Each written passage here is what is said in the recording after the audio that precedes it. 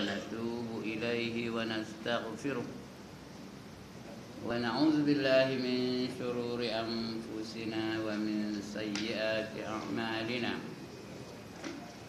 من يهده الله فلا مضل له ومن يضلل فلا هادي له رب اشرح لي صدري ويسر لي أمري واحلل عقدة من لساني يفقهوا قولي سبحانك لا علم لنا إلا ما علمتنا إنك أنت العليم الحكيم ولا حول ولا قوة إلا بالله العلي العظيم أما بعد.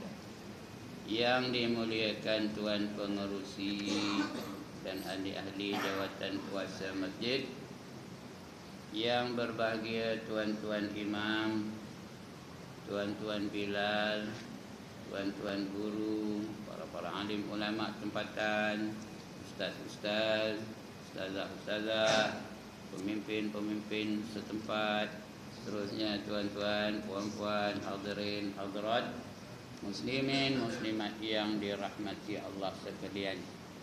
Alhamdulillah, setinggi kesyukuran kita panjatkan hadirat Allah Subhanahu wa taala pada malam ini dengan izinnya, dengan limpah kurnianya, dengan kasih sayangnya kita dapat bersama-sama berada di dalam masjid yang mulia ini.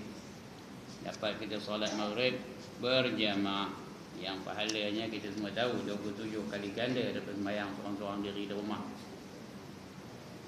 Mudah-mudahan kita akan menjadikan sembahyang berjemaah ini sebagai budaya hidup kita sepanjang hayat kita, ya.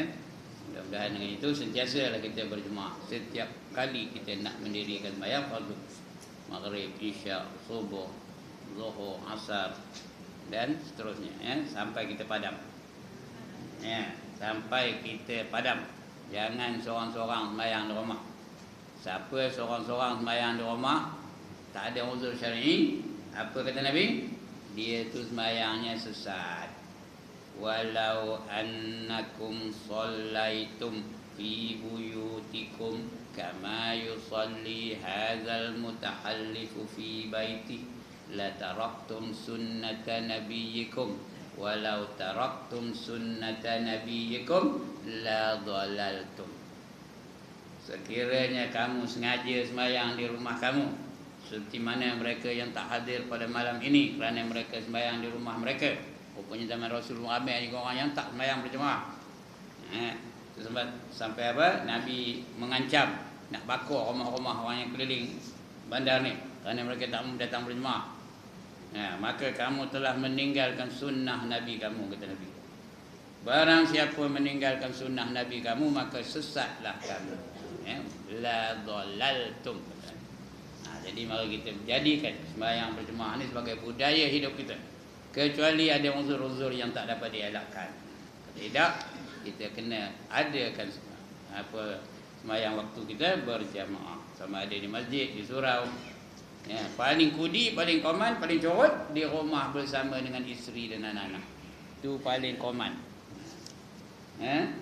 Kalau isteri sembahyang di dapur, anak-anak sembahyang di bilik masing-masing, suami sembahyang di anjung depan TV pula tu. Itu sembahyang sesat dan apa ya? Okey, dah tu. Hadis yang keberapa kita nak baca malam ni? 40. Dan habis benar ya. Hadis yang ke-40. Muka surat 103. Rahmat yang luas dan pengampunan yang berkekalan. Ini berita gembira bagi kita. Rahmat Allah tu sangat luas dan pengampunan terbuka. Pintu taubat tu terbuka sampai nyawa, sampai ke kerongkongan bagi individu. Sampai nyawa dah sampai ke halkum, masih dibuka lagi. Dah sampai ke halkum, baru tutup. Itu untuk individu. Untuk masyarakat, dia pintu taubat tu sentiasa terbuka sehingga matahari terbit daripada barat, sehingga ditiup sangkakala. Sebelum itu masih lagi dibuka pintu taubat, tak ada tutup lagi. Baik, kita baca senang. An Abi Hurairah radhiyallahu anhu anin Nabi sallallahu alaihi wasallam fima yahqi an rabbih tabaraka wa ta'ala qala aznaba zamban abdun faqala Allahumma ighfir li dhanbi faqala Allah tabaraka wa ta'ala aznaba abdi dhanban fa'alama anna lahu rabban yaghfiru dhanba wa ya'khudhu bil-dhanbi thumma 'ada fa'aznaba faqala ay rabbi ighfirli dhanbi faqala Allah tabaraka wa ta'ala aznaba 'abdi dhanban fa'alima allahu rabban yaghfiru dhanba wa ya'khudhu bil-dhanbi lagi apa? Summa ada fa'aznaba faqala ay rabbi ighfirli dhanbi faqala tabaraka wa ta'ala adzamba 'abdi dhanban fa'alama anna lahu rabban yaghfiru dhanba wa ya'khudhu bil-dhanbi qad ghafartu li 'abdi falyaf'al ma syaa. Itu hadisnya ya. Matanya, maknanya nanti kita baca maknanya. Tidak nama betul ke ni kejap. Dia dah terbalik. Kalau terbalik tak nampak gambar dia masuk depan. Ini video ni tahu. Esok nak masuk dalam soal kabur nan yang siang pau. Baik. Cakap Melayunya apa? Daripada Abu Hurairah radhiyallahu anhu. Daripada perawi hadis yang paling masyhur namanya Abu Hurairah. Gelarannya bukan namanya apa? Abdurrahman bin Sahar. Tapi digelar oleh Nabi sebagai Abu Hurairah kerana dia gemar benarkan kucing. Tak boleh tengok kucing. Jumpa kucing dia kejarnya, ditangkapnya, dia peluk, dia cium, dia bawa balik bagi makan. Kerana kenal benar dengan kucing, maka kata Nabi, aku gelarkan kamu Abu Hurairah oleh bapak kucing. Sampai ke hari kalau sebut Abu Hurairah semua orang tahu. Kalau sebut Abdurrahman bin Sahar, apa? Ngaruh kepala. Abdurrahman mana? Tak. Jadi ini Abu Hurairah. Terkenal benar ya. Dia ni peronah. Dia merawikan satu hadis dia. Dia merawikan hadis bukan macam kita. Kita ni ambil apa aja, ambil matanya aja. Contohnya balighu anni walau ayat. Itu aja kita ingat. Tapi orang dulu-dulu, sahabat-sahabat dulu bila merawi hadis tu an Nabi sallallahu alaihi wasallam an dari Nabi dari. Ya. Ini Abu Hurairah Nabi itulah. Dia bila merawikan itu disebut anin Nabi sallallahu alaihi wasallam an ini. 3 tahun lepas itu dia merawikan hadis yang sama, sebiji serupa. Tak ada silap sikit pun tak ada. Begitulah ingatan Abu Hurairah. Ya. Orang Arab ni memang ingatan dia lebih, bukan macam orang Melayu. Orang Arab ni kalau 40 orang sebut nama, ini nama siapa, ini nama siapa, ini nama siapa, ini nama siapa, ini nama siapa, ini nama siapa, dia boleh ingat semua 40 orang tu. Kita susah kan 4 orang tak ingat. Betul nanya, siapa nama mereka tadi? Itu kita orang Melayu ya. Bukan nak mengecil-kecil orang Melayu ni, nak menandakan bahawa orang Arab tu Allah memang bagi ingatan yang baik-baik, yang bagus-bagus ya. Orang Melayu ni bagus juga, tapi tak sekuat ingatan orang Arab. Itulah ya. Baik, daripada Abu Hurairah radhiyallahu anhu, daripada Rasulullah sallallahu alaihi wasallam pada satu riwayat yang baginda meriwayatkan daripada Allah Subhanahu wa taala. Artinya hadis itu hadis qudsi. Kalau dari Allah namanya hadis qudsi. Kalau tidak, macam-macam taraf hadis itu. Ada hadis sahih, hadis hasan sahih yang tak dapat nak pertikaian hadis mutawatir. Ya, dan berbagai jenis hadis lah. Tapi kalau dari Allah itu namanya hadis qudsi.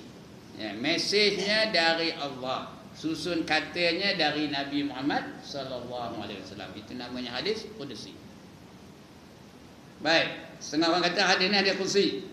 Sabdanya, apabila seseorang hamba itu melakukan dosa, lalu ia berdoa, ya Allah ampunilah dosaku. Dia bila berdoa dia lepas lakukan dosa dia doa, Allahumma ighfirli zambi. Ya Allah ampunkanlah dosa aku, kata dia doa ya. Ya Allah ampunilah dosaku, maka Allah Subhanahu wa taala berfirman baginya. Allah pun berfirman baginya. Allah berfirman. Kalau raja bertitah. Kalau Jibril bercakap. Itu dia. Bahasa Melayu ni hebat tau. Kalau raja lain. Kalau Allah lain. Kalau Nabi apa? Bersabda. Nabi bersabda, Allah berfirman, raja bertitah. Kalau orang biasa bercakap. Itu bahasa Melayu. Kaya bahasa Melayu ni. Cakap Arab tak ada, qala je. Semua qala. Allah pun qala. Nabi pun qala sahabat pun qala. Ini dah. Maka Allah pun berfirman baginya, hamba-Ku melakukan sesuatu yang berdosa, lalu ia memahami bahawa ia mempunyai Tuhan. Dia buat dosa tapi dia faham bahawa ada Tuhan, tempat dia minta ampun. Dia ada Tuhan yang mengampunkan dosanya. Atau boleh juga menjatuhkan hukuman. Terpulang kepada Tuhan. Nak ampun pun boleh, nak dihukum pun boleh. Itu hak Allah Ta'ala. Tapi biasanya kata Nabi, kalau orang minta ampun, saya akan diampunkan. At-taibu minaz zambi kaman la zambalah, kata Nabi Orang yang bertaubat dari dosanya seperti orang yang tak berdosa. Jadi ini kata Allah hamba aku buat dosa, kemudian dia tahu dia bahawa dia ada Tuhan yang dapat mengampuninya. Atau boleh juga menjatuhkan hukuman dengannya, dengan sebab adanya dosa itu. Kemudian apabila hamba itu kembali berbuat dosa, lalu ia berdoa pula, ya Tuanku ampunkanlah dosaku. Buat dosa lagi, doa balik. Maka Allah Subhanahu wa taala berfirman lagi, hamba-Ku telah berbuat dosa dan ia memahami bahawa ia mempunyai Tuhan yang mengampuni segala dosa. Atau boleh pula menyiksa dengan sebab dosa itu. Kemudian hamba itu sekali lagi berbuat dosa, maka ia lalu berkata, ya Tuanku ampunkanlah dosaku. Maka Allah Subhanahu wa taala lalu berfirman kepadanya, hamba-Ku berbuat dosa dan ia menyedari bahawa baginya ada Tuhan yang mengampuni segala dosa dan boleh menyiksa segala dengan sebab dosa itu. Sesungguhnya aku mengampuni segala dosa hamba-Ku. Walaupun dia buat lagi, minta ampun, aku akan ampunkan, kata Allah Sesungguhnya aku mengampuni segala dosa hamba-Ku, maka hendaklah ia berbuat sesuka hatinya. Ulang dia buat dosa minta ampun, buat dosa minta ampun, buat dosa minta ampun, buat dosa minta ampun. Buat dosa minta ampun, buat dosa minta ampun, buat dosa langgar mentokak lalu mati. Sudah tak ada yang ampun. Tak dan minta ampun, bukan tak dan Allah mengampunnya, tak dan kita nak minta ampun kepada Allah Taala. Itu bahayanya menangguh-nangguhkan taubat. Sebab itu jangan kita tangguh-tangguh taubat. Takut tak sempat. Buat dosa, taubat, buat dosa, taubat, buat dosa, taubat, buat dosa, taubat, buat dosa tak sempat taubat. Gol, macam kena stroke. Padam, macam tengah berdosa tu. Mati baik ke mati jahat? Mati jahat. Sebab itu jangan berani-berani buat dosa. Walaupun dosa itu dosa kecil. Walaupun Allah memang mengampun kalau kita apa kan. Tapi kalau orang yang Allah tetapkan dia menjadi su'ul khatimah, tak sempat nak minta ampun. Elok aja buat dosa terus mati macam. Sebab ada orang mati tengah mencuri, ada tak? Ada orang mati tengah merompak, ada tak? Ada orang mati tengah berzina, ada tak? Ada orang mati tengah nari, ada tak? Tengah berjoget tu, that's the way I like it. Dom macam.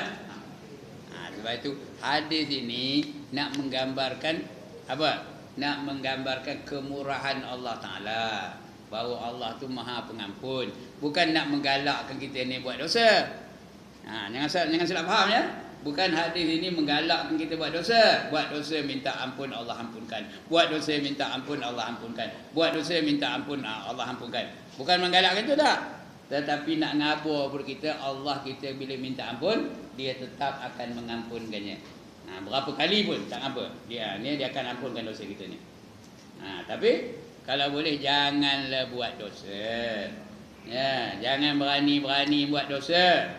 Dosa ni banyak tau. Ada dosa besar, ada dosa kecil, ada dosa zahir, ada dosa batin, ada dosa sengaja, ada dosa tak sengaja, ada dosa tahu, ada dosa tak tahu. Ya. Ada dosa sedar, ada dosa tak sedar. Berapa? Allah tidak pada memilah. Sekali lagi. Ada dosa besar, ada dosa kecil, ada dosa zahir, ada dosa batin, ada dosa sengaja, ada dosa tak sengaja, ada dosa sedar, ada dosa tak sedar, ada dosa tahu, ada dosa tak tahu. Apa? 10. Dia 12 lagi ni. 10. Bukan 10 dosa, 10 jenis dosa. Dia tengoklah kategori yang mana. 10 jenis.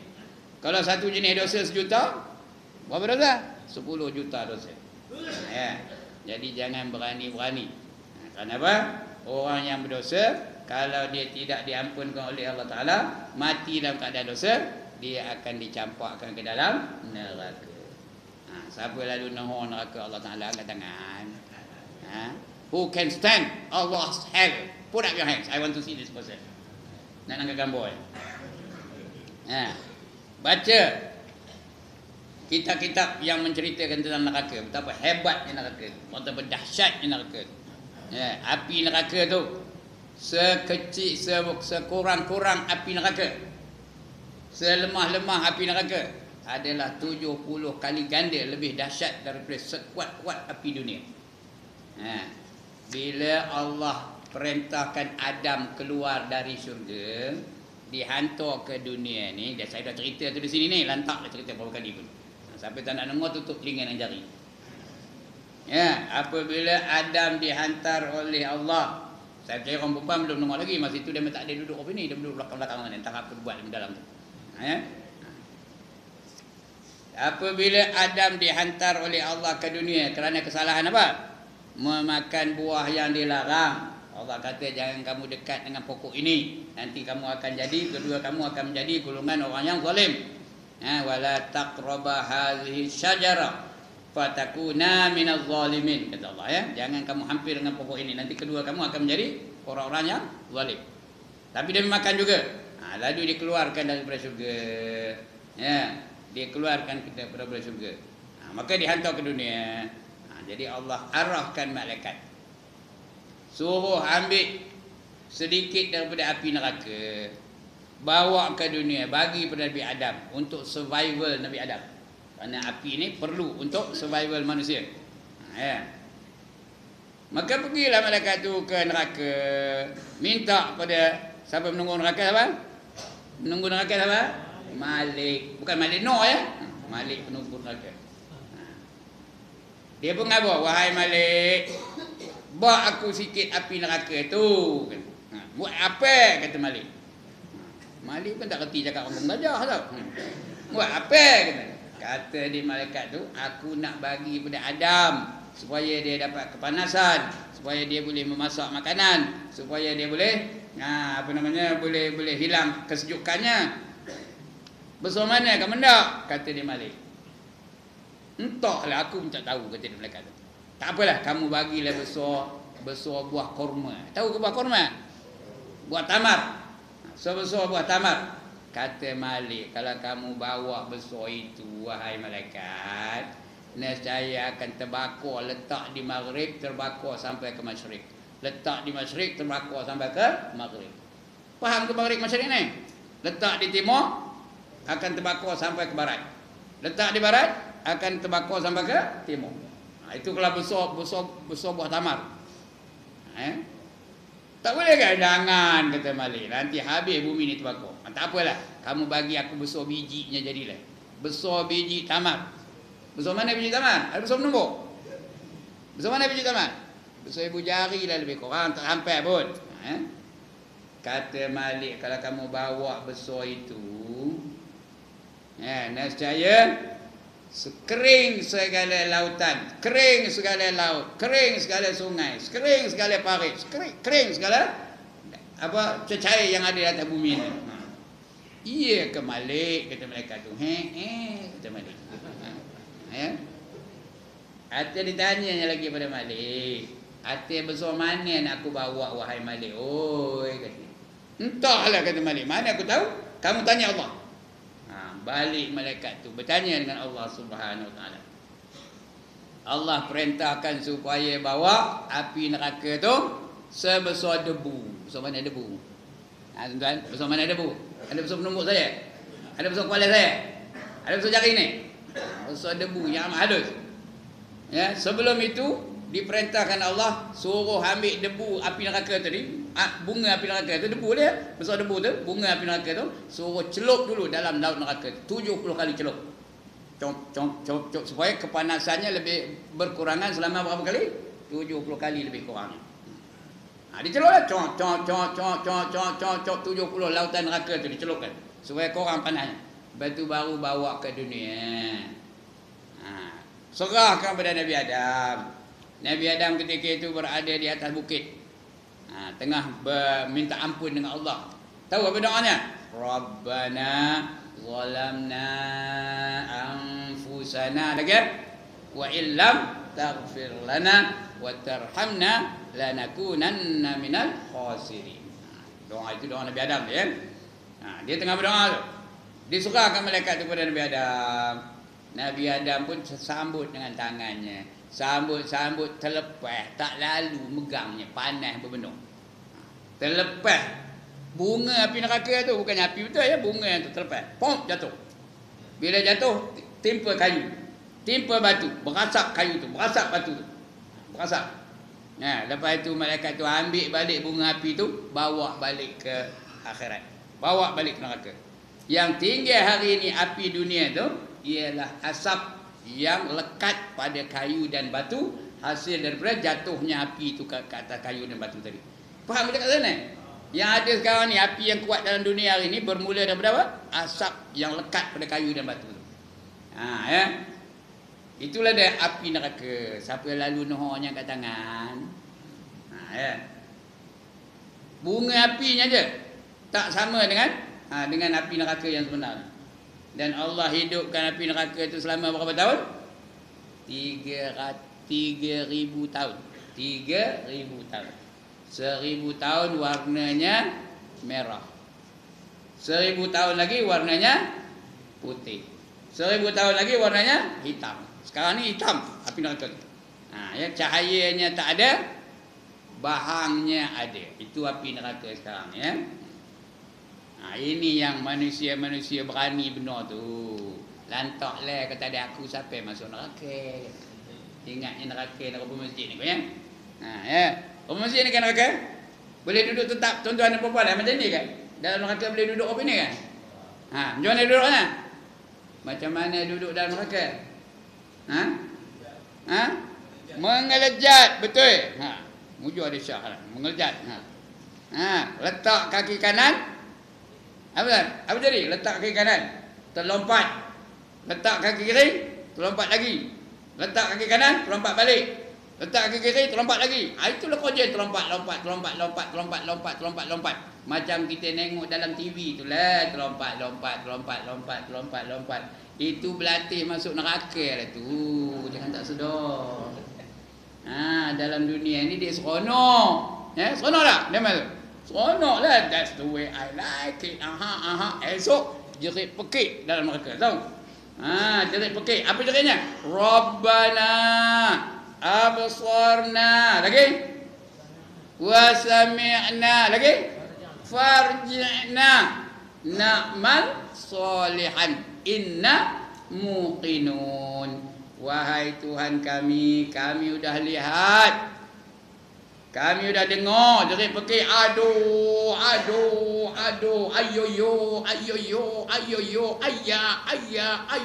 Oh my god. Agaknya orang putih punya tu lah. Agak je lah. Lagi apa?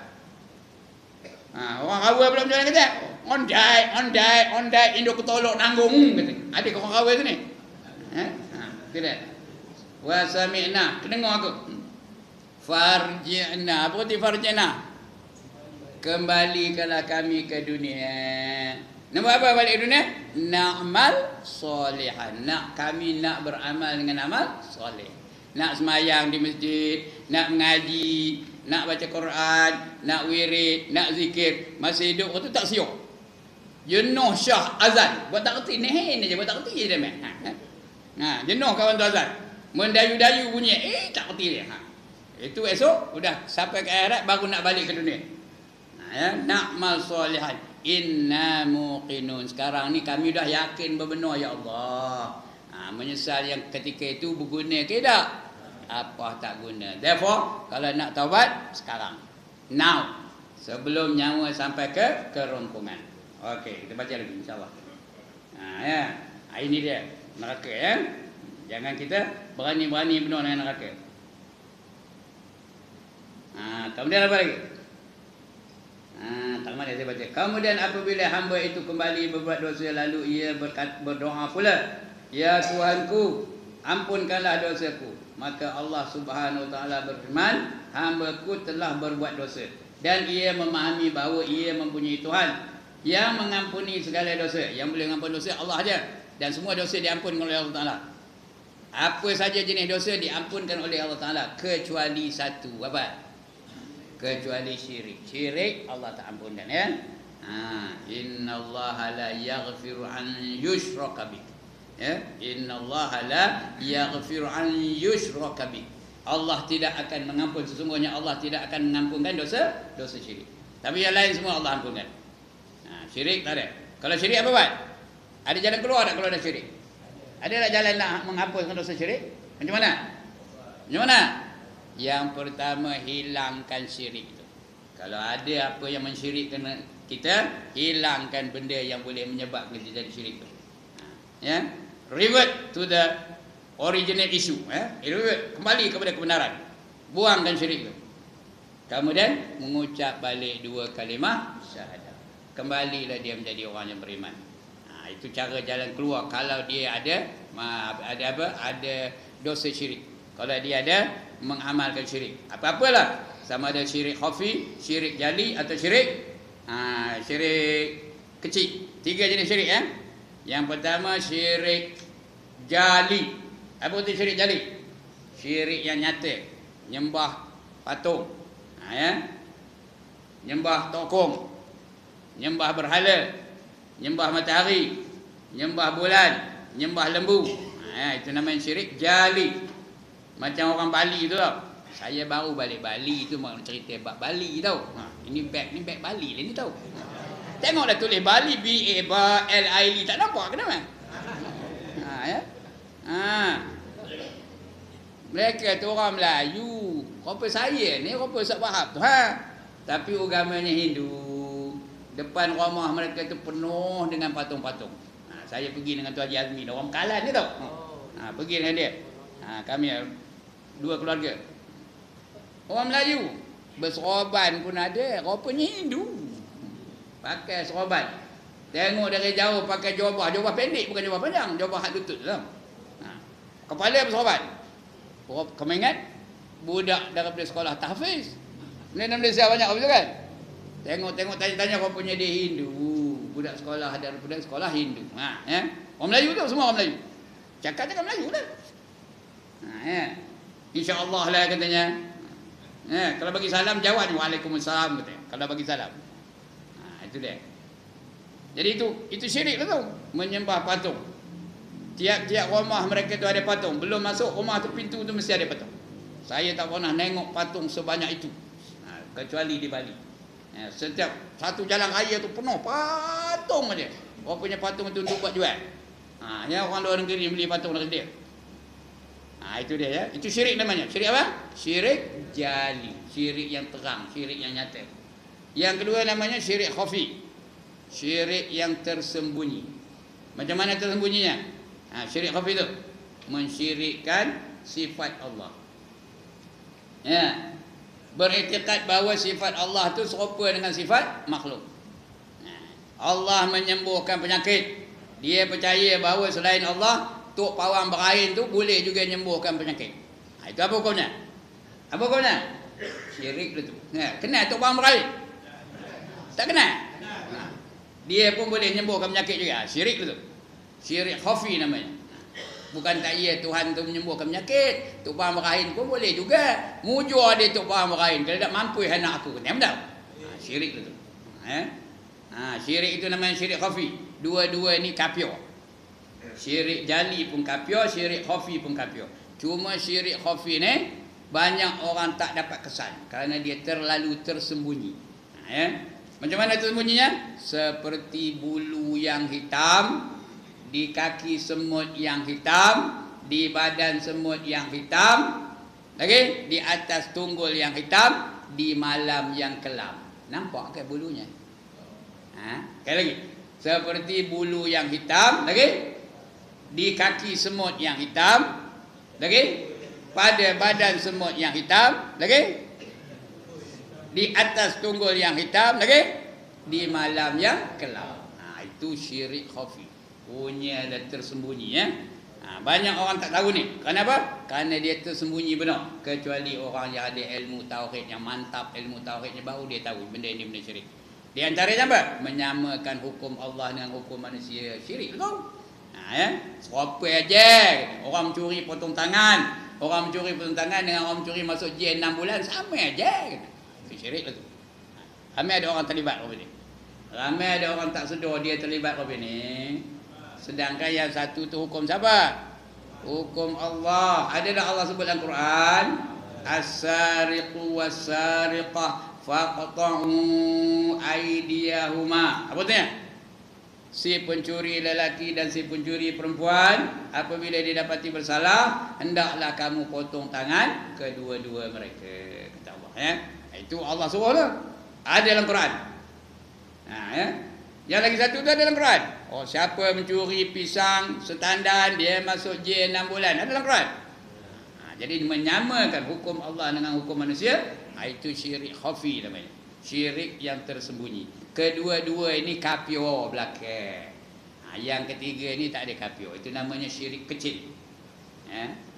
Aku yang aku takutkan kamu, kata Nabi, lebih daripada aku takutkan Dajjal, ialah syirik kecil. Syirkul asghar, syirik kecil.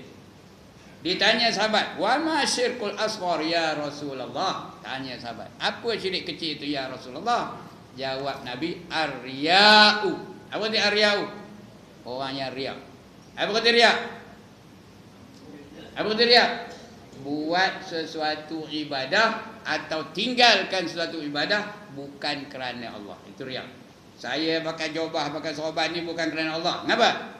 Kenapa pakai jubah, pakai sorban? Dia tahu dia orang aku ni ustaz, kata orang tak tahu pula nama. Itu riak dia namanya.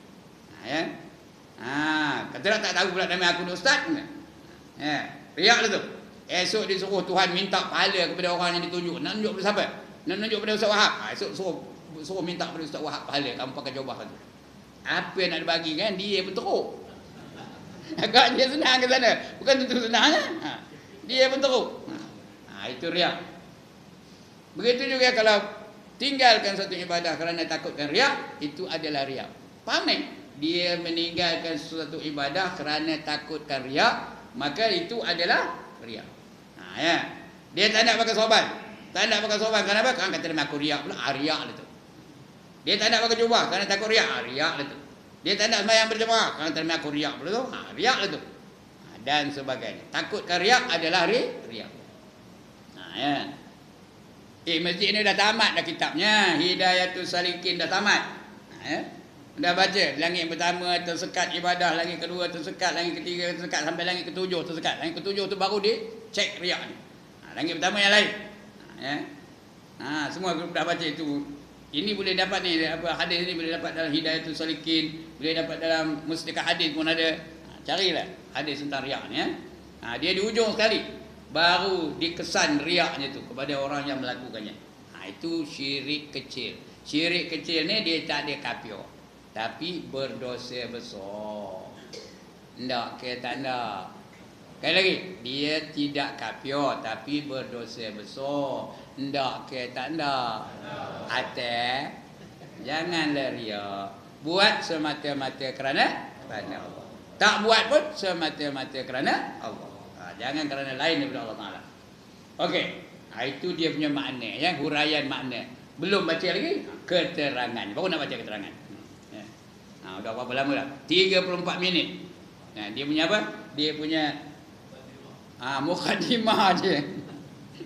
Dia punya introduction ada. 34 minit.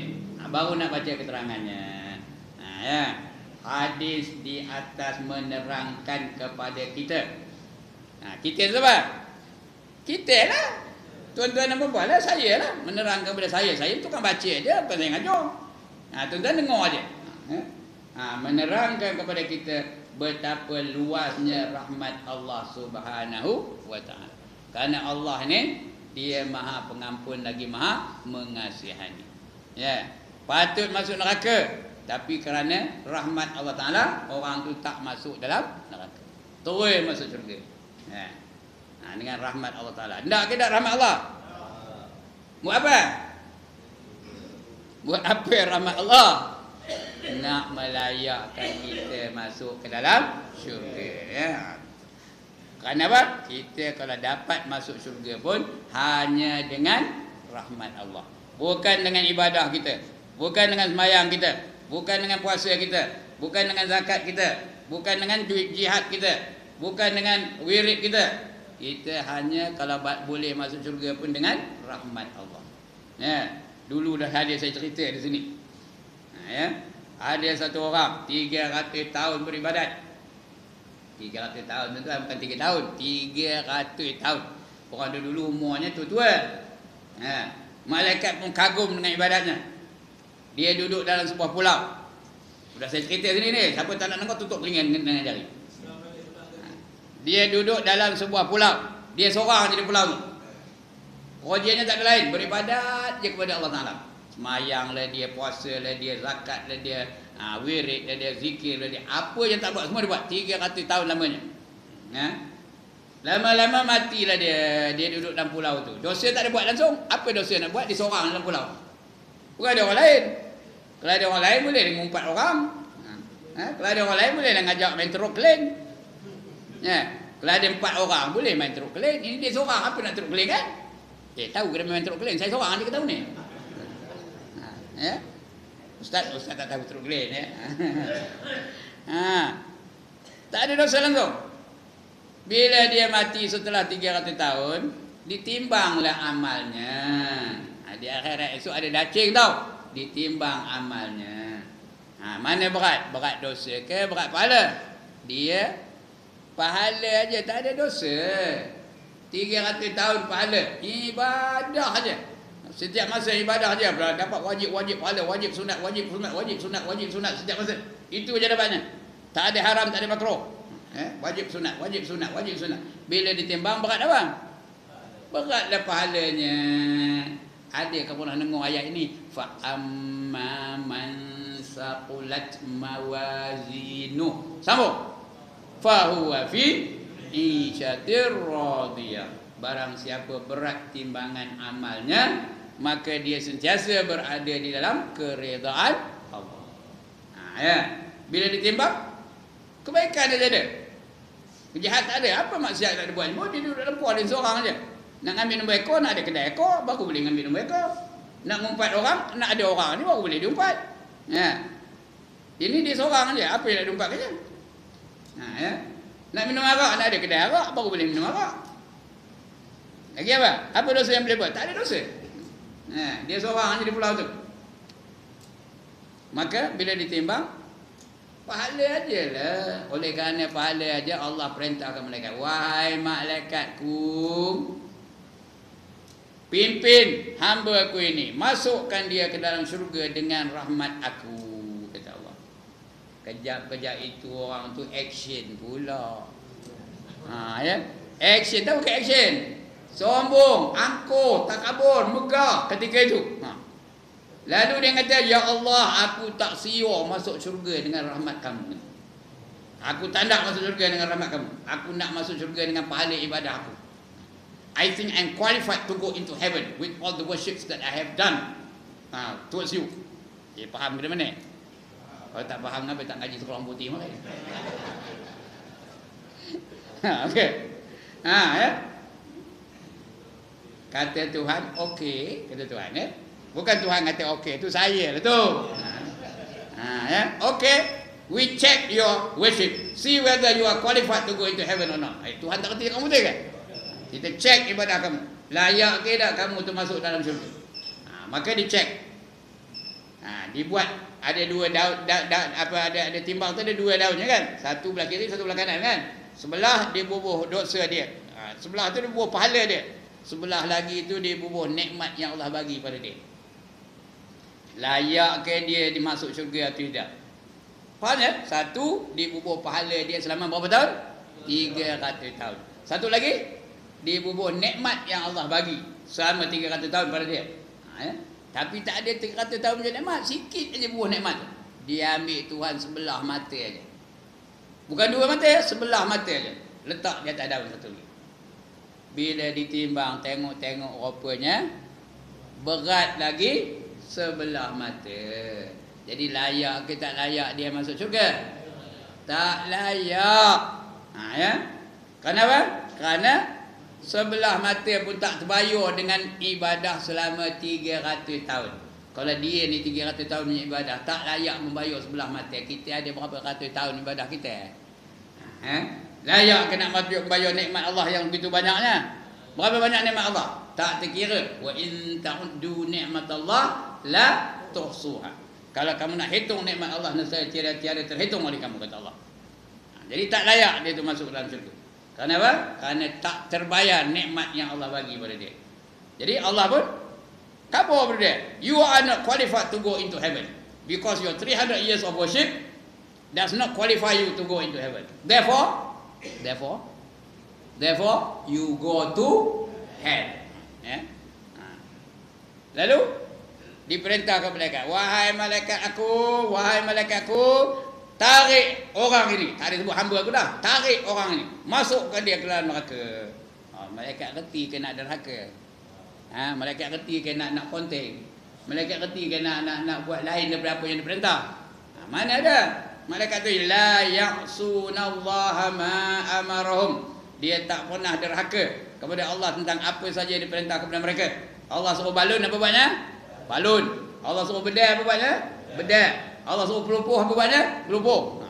Ini Allah suruh dia, wahai malaikat, tarik orang ini, masuk, campakkan dia ke dalam neraka. Malaikat pun tarik. Tengah tarik tu dia menjerit, ya Allah, ampunkanlah dosa aku ya Allah. Janganlah masukkan aku dalam neraka ya Allah. Aku tak tahan menanggung neraka kamu ya Allah. Oleh itu masukkan aku ke dalam syurga dengan rahmatmu. Dalam ayat tadi, ini tafsir ayat 218 suratul Baqarah. Innal ladzina amanu wal ladzina hajaru wa jahadu fi sabilillah ulaika yarjuna rahmatullah. Wallahu ghafurur rahim. Ujung ayat tadi, wallahu ghafurur rahim, dan Allah Maha Pengampun lagi Maha Mengasihani. Lalu Allah ampunkan dosanya. Kasihan Allah dengan dia, maka layaklah dia masuk ke dalam syurga. Tapi dengan rahmatnya. Oleh yang demikian kita hendak penuh rahmat dari Allah Ta'ala, ya. Jangan pelekeh-lekehkan rahmat Allah Ta'ala. Hendak dapat rahmat Allah, itu dia. Hendak kena rahmat Allah? Tengok, innal ladzina amanu, sesungguhnya orang-orang yang beriman, wal ladzina hajaru, dan orang-orang yang berhijrah. Kena berhijrah tau tuan-tuan. Hijrah tu kena pindah, bukan suruh pindah ke kampung. Kampung tak muat. Apa buat? Buat perubahan dalam diri. Kalau dulu semasa asal sembahyang, masbuk aja, asal sembahyang, masbuk aja, lain. Lepas tu apa? Datanglah awal-awal, tak ada masbuk saja. Subuh masbuk, zuhur masbuk, asar masbuk. Datanglah awal, bersedia sebelum waktu. Kata tok guru saya 20 minit sebelum waktu mesti bersedia di tempat sembahyang, di saf sembahyang. Itu namanya berubah. Kalau dulu asal sembahyang di rumah aja, sembahyang di rumah aja, betul apa buat? Apa buat? Datanglah ke masjid, dapat pahala dengar bang, dapat pahala jawab bang, dapat pahala iktikaf, dapat pahala sembahyang sunat qabliyah, dapat pahala sunat ba'diyah. Hendak ke tak nak? Ini namanya berubah. wahajaru. Lepas tu wajahadu fi sabilillah. Hendaklah dia berjuang di jalan Allah. Tuan-tuan dan puan-puan, perjuangan di jalan Allah ni bukannya pilihan. It is not an option, you know. It is an obligation. Dia bukan pilihan, itu tanggungjawab. Bila ada tiga-tiga ni, dia beriman, dia berhijrah, dia berjuang jalan Allah, itulah dia orang-orang yang berharap untuk mendapat rahmat Allah Ta'ala. Ulaika yarjuna rahmatullah. Mereka itulah orang-orang yang berharap untuk mendapat rahmat Allah. Wallahu ghafurur rahim. Dan Allah Maha Pengampun lagi Maha Mengasihani. Okey. Itu dia. Kalau tidak rahmat Allah lah. Jadi rahmat Allah tu sentiasa luas. Tak terhingga ya. Sentiasa ada, sentiasa luas. Dan begitu juga pengampunan Allah tu berkekalan. Memang sudah menjadi satu kepastian. Ini bukan nak baca. Kita sebagai manusia yang lemah ini adalah sangat terdedah untuk berbuat dosa. Ya tak? Ya ke tak? Macam kami di Taman Melayu Jaya Kampor tu. Kalau tidak rumah kita, rumah orang sebelah. Pagi-pagi dah telinga berdosa dah. Bangkit je dah tidur dah berdosa telinga tu. Deng. Kerana bukan rumah kita, rumah lain. Kedengar kita. Buka aja tingkap macam. Buka aja tingkap, nak pergi ke masjid, naik motor, start motor macam. Udah mata pula berdosa. Ngapa mata berdosa? Nengok pehe amoy. Taman kami di Taman Melayu tu dia tak ada anjing. Apa? Kerana orang Melayu saja. Mana ada orang Melayu hidup anjing? Jadi oleh kerana tak ada anjing, banyaklah orang suka jogging situ. Nombor satu suka apa? Amoy-amoy lah. Pehe tu besar tiang. Beliau aja. Atau kalau tak tengok terangor. Apa bang? Tengok jugalah. Udah berdosa mata. Lepas tu pergi masjid, sembahyang berjemaah. Mudah-mudahan diampun Allah dosa lah tu. Lepas tu jumpa dengan geng apa? Geng RTM di masjid tu. Tahu RTM? Rehat tunggu mati. Kebanyakan yang pencen-pencen belaka. Bila dah bertembung 4-5 orang, udah lidah pula berdosa. Ngapa lidah berdosa? Mengata orang dia, ngumpat orang dia. Dah. Udah lidah pula berdosa. Jadi berdosa sangat senang sangat, mudah sangat dia melekat pada kita. Kita sebagai manusia yang lemah ini adalah sangat terdedah untuk berbuat dosa. Sama ada dosa itu disedari atau tidak, dan sama ada dosa itu besar atau kecil. Dosa besar apa? Dosa besar. Macam-macam lah ya. Rasuah, lagi judi, lagi apa? Mabuk. Mabuk. Kalau dia mabuk takkan pergi masjid mabuk. Itu dosa besar. Nombor satu besar dosa apa? Tinggal semayang. Itu dosa besar tu ya. Kita ni banyak orang tinggal semayang. Tahu tak tuan-tuan dan puan-puan, siapa meninggal semayang satu waktu, sengaja meninggal semayang satu waktu, dia dimasukkan ke dalam neraka selama 60 tahun. Ada pernah dengar ke tak? Tak pernah dengar, malam ni dengar kali pertama. Siapa sengaja tak semayang satu waktu, masuk neraka 60 tahun. 60 tahun tu dunia ke akhirat? Akhirat. Kalau 60 tahun akhirat, berapa tahun dunia? Udah. Tidak pengaji matematik kemarin. Ini yang cakap ni cikgu matematik tau. Berapa tahun dunia? 60 tahun akhirat. Formula ni macam mana? 60 kali 1000. Mana datang 1000? Mana datang 1000? Kerana satu hari di akhirat bersamaan dengan 1000 tahun dunia. Jadi 60 kali 1000 kali lagi dengan 365. Mana datang 365 tau? Setahun ada 365 hari. Jadi 60 kali 1000 dah 60,000. Kali lagi dengan 365. Berapa tahu? Udah. Berapa tahu? Ratu LCE dapat berapa? Matematiknya. SPM dapat berapa? Yang baru-baru ni PT3 dapat berapa matematik? Ya Allah. Tak apalah, saya kabur jawabnya. 21,900,000 tahun. One more time. Berapa?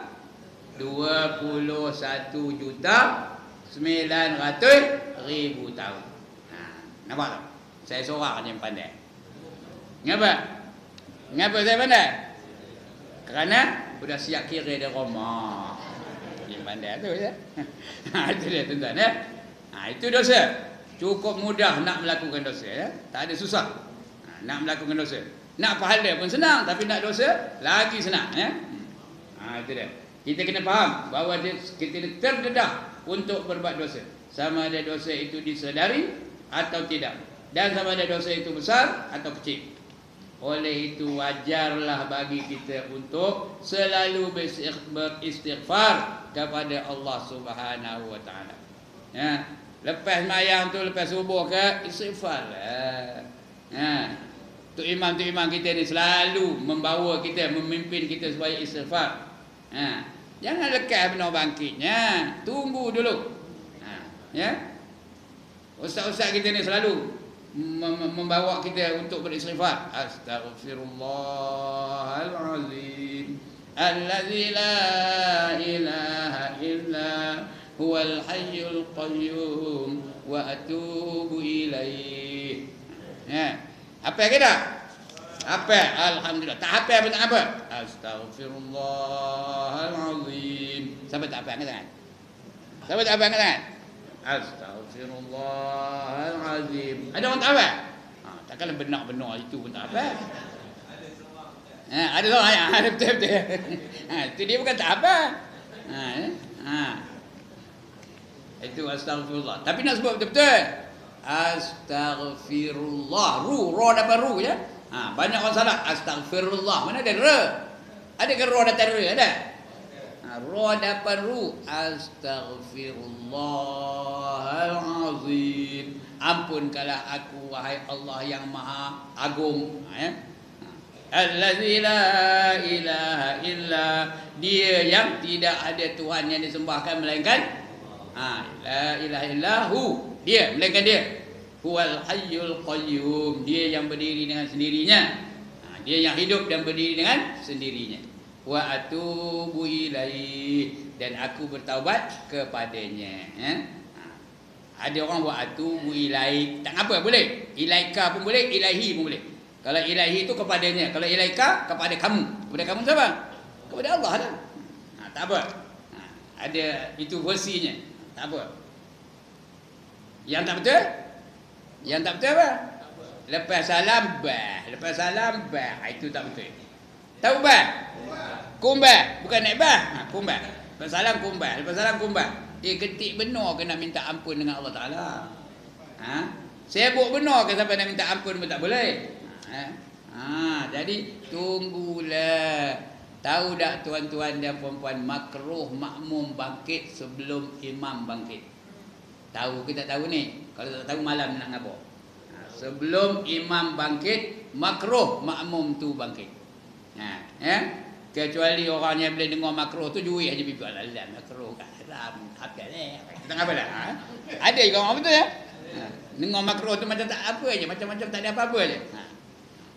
Jadi makruh. Sebab itu tunggulah dah habis salam, dah habis doa, barulah kita bangkit. Walaupun rumahnya jauh. Tuan-tuan sini berapa jauh rumahnya? Saya lagi jauh rumah, kampung. Pun tunggu juga. Jadi lepas ini kita tengok siapa yang bah. Lepas salam siapa bah. Pagi esok tengok siapa bah. Lepas salam siapa bah. Itu dia. Minta taubat. Kita minta ampun dengan Allah Subhanahu Wa Taala. Kerana dosa kita ni banyak benar. Oleh itu wajarlah bagi kita untuk selalu beristighfar kepada Allah Subhanahu Wa Taala dan meminta keampunan daripadanya. Kalau Rasulullah sallallahu alaihi wasallam yang tidak berdosa itu telah pun beristighfar kepada Allah Subhanahu Wa Taala dalam sehari malam paling kurang 70 kali. Ini Rasulullah 70 kali beristighfar. Inni la astaghfirullahal azim fil yaumi wal lailati 70 marrah. Kata Nabi, sesungguhnya aku minta ampun dengan Allah Subhanahu Wa Taala setiap hari, setiap malam berapa kali? 70 kali. Kalau Rasulullah pun 70 kali sehari, kita patutnya berapa kali? Patutnya 70 juta kali. Tapi tak ada disyarat macam itu. Tidak disyariat macam itu. Kalau kita ikut Rasulullah pun dah okey tu. Ya. Rasulullah beristighfar 70 kali, kita pun 70 kali juga. Okey lah tu. Patutnya bukan 70 kali, patutnya 70 juta kali. Kerana kita ni setiap masa berdosa ni, Rasulullah dipelihara daripada dosa. Pun minta ampun dengan Allah Ta'ala.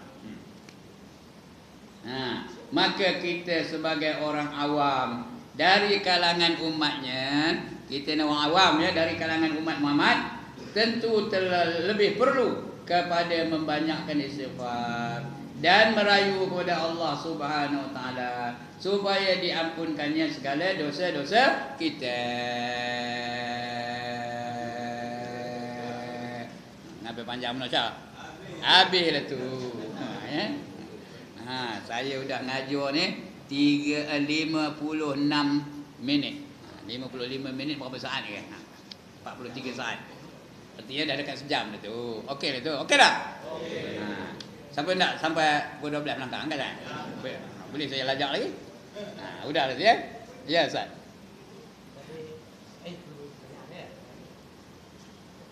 Apa nama ni syirik tadi? Ya. Syirik